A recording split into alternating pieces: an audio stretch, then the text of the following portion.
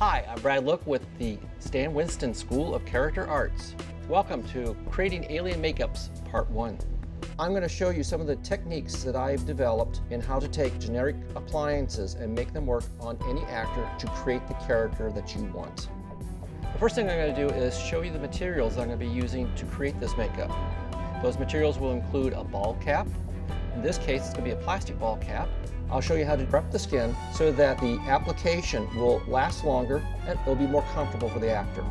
Then I'm going to be using some basic generic appliances from our VFX lab. I'm going to take you into the whole process of putting those appliances on. I can't wait to see what aliens you come up with after you've learned these techniques. So join me for this course, Creating Alien Makeups Part 1.